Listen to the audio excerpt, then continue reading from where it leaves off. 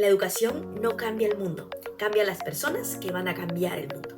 ¿Sabías que esta frase la dijo Paulo Freire, un abogado brasileño que murió a los 75 años de edad por un infarto al miocardio luego de 16 años de haber sido exiliado por sus ideas vanguardistas? Era un hombre que provenía de un contexto social bastante desfavorable, de la clase media baja o pobre de Recife, Brasil.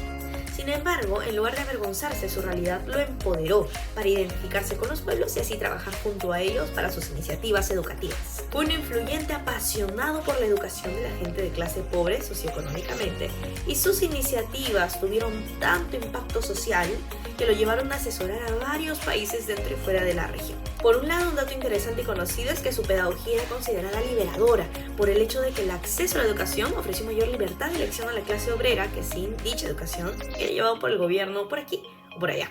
Por otro lado, esta pedagogía liberadora iba contraria a la llamada educación bancaria, donde el docente depositaba conocimiento en el estudiante y evitaba discusiones, problematizaciones del tema, incurriendo en la memorización y en la repetición.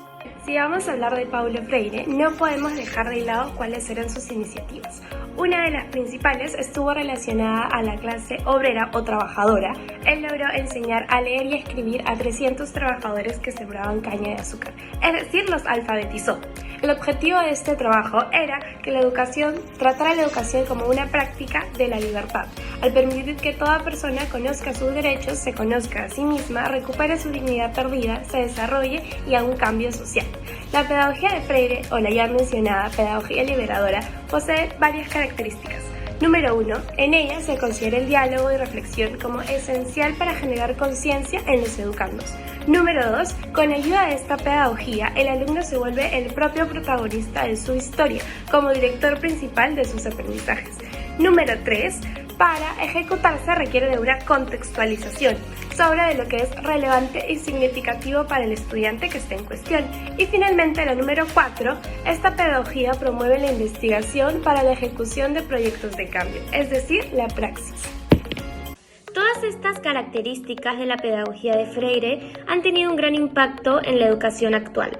Por ejemplo, en el 2018, la UNESCO realizó un congreso dedicado únicamente a él para reconocer la influencia de sus ideas en la actualidad. Se le destacó como uno de los fundadores de la pedagogía crítica, en la cual estudiantes y docentes se posicionan horizontalmente. En ese sentido, es evidente que la pedagogía liberadora traiga resultados que se visualicen en el perfil de los estudiantes, quienes logran las características siguientes. Estudiantes más conscientes y críticos de su realidad, pues son expuestos a espacios de análisis, de diálogo, de reflexión. Responsables, socialmente activos, al formular soluciones a partir de sus propias experiencias en comunidad, empoderados y dignos, ya que verán en la práctica que es posible hacer cambios desde su rol, confiando más en sus capacidades a partir de sus derechos. Un material muy útil podrían ser las flashcards, utilizadas en espacios de debate con distintos escenarios relacionados a problemas actuales. Funcionaría al iniciar la sesión de aprendizaje como motivador o recolector de saberes previos. Así nuestros estudiantes estarán siempre activos, cooperarán entre ellos, potenciarían su criticidad y su razonamiento. La realidad es que suena bastante bien, pero existen algunas limitaciones a nivel educativo y social que tenemos que considerar al querer impulsarla.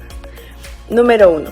El contexto peruano en el sector público tiene muchos colegas que fueron estudiantes con metodologías tradicionales o incluso que cuando se prepararon recibieron las mismas.